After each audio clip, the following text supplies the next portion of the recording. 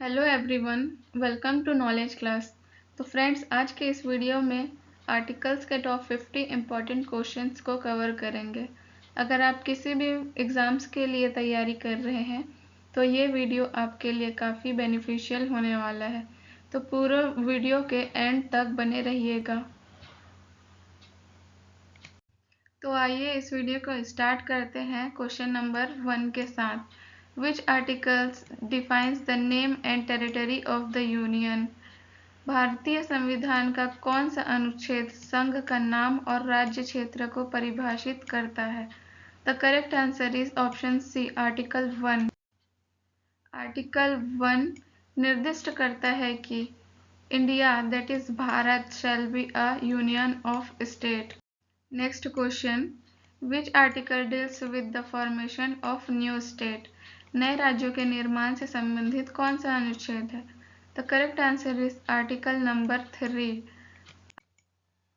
Article 3 parliament को empower करता है कि वे न्यू स्टेट्स बना सकते हैं, एग्जिस्टिंग स्टेट्स के एरियाज को अल्टर कर सकते हैं, बाउंड्रीज को अल्टर कर सकते हैं और स्टेट्स के नेम को भी चेंज कर सकते हैं। Next question, under which articles are law inconsistent with the fundamental rights declared void? The correct answer is article 13। Article 13 कहता है कि मौलिक अधिकारों का उल्लंघन करने वाला कोई भी कानून शून्य होगा, void होगा। Next question, question number 7, which article ensures equality before law? कौन सा अनुच्छेद विधि के समक्ष समानता सुनिश्चित करता है? The correct answer is article 14। Article 14 guarantees that every person is equal before law within the territory of India। भारतीय क्षेत्र के अंदर प्रत्येक व्यक्ति कानून के समक्ष समान है। नेक्स्ट क्वेश्चन, कौन सा अनुच्छेद सार्वजनिक रोजगार में अवसर की समानता प्रदान करता है? Which article provides equality of opportunity in public employment? The correct answer is article 16। Article 16 ensures equal opportunity for all citizens in matter relating to employment under the states। छठवां क्वेश्चन है, The abolition of untouchability is mandated under which article? The correct answer is article 17। Article 17 अस्पृश्यता को समाप्त करता है और किसी भी रूप में इसके अभ्यास को प्रतिबंधित करता है। क्वेश्चन नंबर 7 कहता है कि Which article protects the freedom of speech and expression? The correct answer is article 19। Article 19 guarantees that the protection of certain rights regarding freedom of speech and expression is under article 19। Next question number 8, protection of life and personal liberty is under which article? The correct answer is article 21। Article 21 कहता है कि किसी भी व्यक्ति को कानूनी प्रक्रिया के अलावा उसके जीवन या व्यक्तिगत स्वतंत्रता से वंचित नहीं किया जा सकता। Next question, which article guarantees the right to elementary education? कौन सा अनुच्छेद प्रारंभिक शिक्षा के अधिकारों की गारंटी देता है? The correct answer is article 21A। Article 21A उम्र 6 से 14 वर्ष की आयु के बच्चों के लिए मुफ्त और अनिवार्य शिक्षा को मौलिक अधिकार बनाता है। Next question is, freedom of conscience and free profession of religion is covered by which article? The correct answer is article 25। Article 25 अंतःकरण की स्वतंत्रता और धर्म को मानने, आचरण करने और प्रचार करने का अधिकार प्रदान करता है। नेक्स्ट क्वेश्चन है, कौन सा अनुच्छेद अल्पसंख्यकों को शिक्षण संस्थान स्थापित करने का अधिकार देता है? The correct answer is Article 30. Article 30 अल्पसंख्यकों को, चाहे वो धार्मिक हो या भाषाई हो, को शिक्षण संस्थान स्थापित करने और प्रशासित करने की अनुमति प्रदान करता है। Question number 12. The right to constitutional remedies (writs) is provided under which article? The correct answer is Article 32. Article 32 नागरिकों को मौलिक अधिकारों के एनफोर्समेंट के लिए सुप्रीम कोर्ट जाने की अनुमति देता है। Next question is which article directs the state to secure a social order for people's welfare? कौन सा अनुच्छेद राज्य को लोगों के कल्याण के लिए सामुदायिक व्यवस्था सुरक्षित करने का निर्देश देता है? The correct answer is article 38. Article 38 directs the state to promote welfare by securing a social order permitted by justice. Next question, question number 14. The organization of village panchayat is mentioned in which article? ग्राम पंचायतों का संगठन किसमें वर्णित है? The correct answer is Article 40.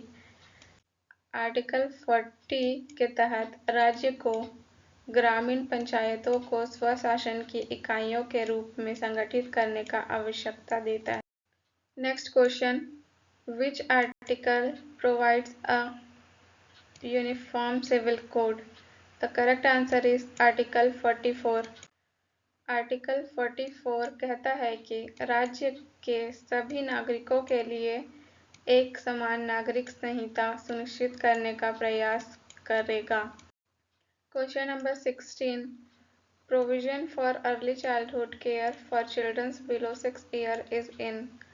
6 वर्ष से कम आयु के बच्चों के लिए प्रारंभिक बाल्यावस्था देखभाल का प्रावधान किसमें है?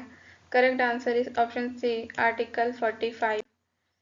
आर्टिकल 45 बच्चों के 6 वर्ष के पूरे होने तक उनके लिए प्रारंभिक बाल्यावस्था देखभाल और शिक्षा का प्रावधान करता है।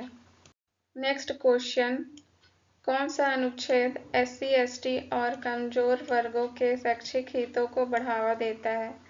The correct answer is article 46.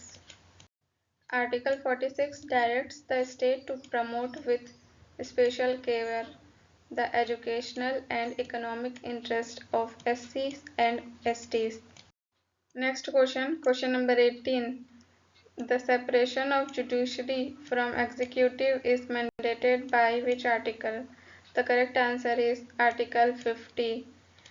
Article 50 के तहत राज्यों को सार्वजनिक सेवाओं में न्यायपालिका को कार्यपालिका से अलग करना आवश्यक है। Next question, which article deals with the promotion of international peace and security? Correct answer is Article 51. Article 51 राज्यों को अंतर्राष्ट्रीय शांति, सुरक्षा और राज्यों के बीच सम्मानजनक संबंधों को बढ़ावा देने के लिए मार्गदर्शन करता है।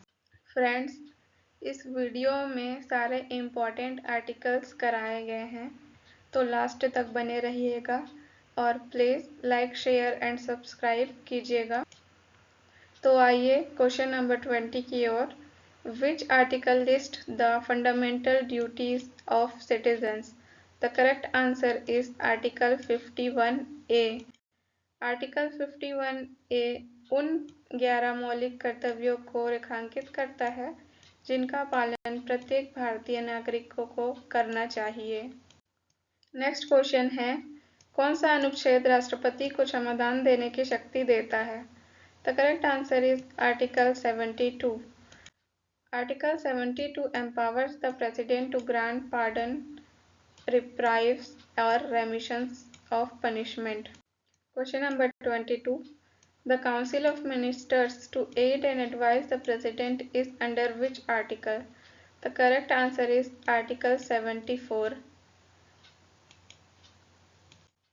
Article 74 प्रधानमंत्री के नेतृत्व में राष्ट्रपति को सलाह देने के लिए एक मंत्रिपरिषद की स्थापना करता है। Question number 23. Which articles provides for the Attorney General of India? The correct answer is Article 76. Article 76 Bharat के सर्वोच्च कानूनी अधिकारी महान्यायवादी के पद की स्थापना करता है। क्वेश्चन नंबर 24 है Which article defines the duties of the Prime Minister regarding furnishing information? Correct answer is Article 78. Article 78 cabinet के निर्णयों को राष्ट्रपति तक पहुंचाने के प्रधानमंत्री के कर्तव्यों को सूचीबद्ध करता है। क्वेश्चन नंबर 25 है The definition of money bill is given under which article? The correct answer is option B, Article 10. Article 110 परिभाषित करता है कि पार्लियामेंट में धन विधेयक क्या होता है। Next question Which article refers to the annual financial statement? The correct answer is Article 112. Article 112 requires the President to lay the annual financial statement before Parliament. Annual financial statement को budget भी कहा जाता है, जो कि Indian constitution में mention नहीं है। क्वेश्चन नंबर 27 राष्ट्रपति की अध्यादेश जारी करने की शक्ति किसके अंतर्गत है? President powers to promulgate ordinance is under which article? The correct answer is Article 123. Article 123 allows the President to issue ordinance when Parliament is not in session. Next question. Which article allows the President to consult the Supreme Court? The correct answer is Article 142. Article 143 के तहत राष्ट्रपति को कानूनी मामलों पर सर्वोच्च न्यायालय की राय लेने की शक्ति देता है। Question number 29 the office of controller and auditor general is established by which article? The correct answer is article 148. Article 148 सरकारी खातों के ऑडिट के लिए एक स्वतंत्र सीएजी का प्रावधान करता है। Next question Which article covers the appointment of the governor? The correct answer is option D, Article 155. Article 155 कहता है कि किसी भी राज्य के राज्यपाल की नियुक्ति राष्ट्रपति द्वारा की जाएगी। क्वेश्चन नंबर 31 राज्यपाल की क्षमादान देने की शक्ति किसमें पाई जाती है? The correct answer is Article 161. Article 161 empowers the governor to grant pardons or suspends sentences for state law offences. Question number 32. Which article establishes the Council of Ministers for the Governor? The correct answer is option C, Article 163. Article 163 राज्यपाल को सहायता और सलाह देने के लिए एक मंत्रिपरिषद का प्रावधान करता है। क्वेश्चन नंबर 33 राज्य के महाधिवक्ता एडवोकेट जनरल का पद किसके अंतर्गत है? करेक्ट आंसर है article 165. Article 165 establishes the advocate general, the highest law officer of the state. Next question. Which article lists the duties of the chief minister regarding information? सूचना के संबंध में मुख्यमंत्री के कर्तव्यों को कौन सा अनुच्छेद सूचीबद्ध करता है? The correct answer is option D, Article 167. Article 167 राज्यों के मामलों के बारे में राज्यपाल को सूचना प्रदान करने के मुख्यमंत्री के कर्तव्यों को परिभाषित करता है। Question number 35. Which article deals with the creation or abolition of Legislative Council? Correct answer is 169. Article 169 संसद को राज्य के प्रस्ताव के आधार पर राज्य विधान परिषद बनाने या समाप्त करने की अनुमति देता है। नेक्स्ट क्वेश्चन, विधानसभाओं की संरचना किसके द्वारा शासित होती है? Correct answer is article 170। Article 170 राज्य विधानसभाओं की सदस्यता और संरचना को निर्दिष्ट करता है। Question number 37, which articles details the duration of state legislature? Correct answer is article 172। Article 172 विधानसभा के 5 साल के कार्यकाल को परिभाषित करता है। Next question, which article specifies the qualification for the state legislature membership? The correct answer is article 173। Article 173 राज्य विधानमंडल के सदस्यों के लिए नागरिकता और आयु जैसे मानदंड निर्धारित करता है। क्वेश्चन नंबर 39, विधानसभाओं के अध्यक्ष और उपाध्यक्ष किसके अंतर्गत है? करेक्ट आंसर है article 178। Article 178 provides for the election of speaker and deputy speaker of the assembly. Next question, which article covers governor's assent to bills? Correct answer is article 200। Article 200 राज्य विधानमंडल द्वारा पारित विधेयक पर राज्यपाल के विकल्पों को रेखांकित करता है। नेक्स्ट क्वेश्चन, क्वेश्चन नंबर 41, राज्यों का वार्षिक वित्तीय वितरण बजट किसके अंतर्गत है? Correct answer article 202।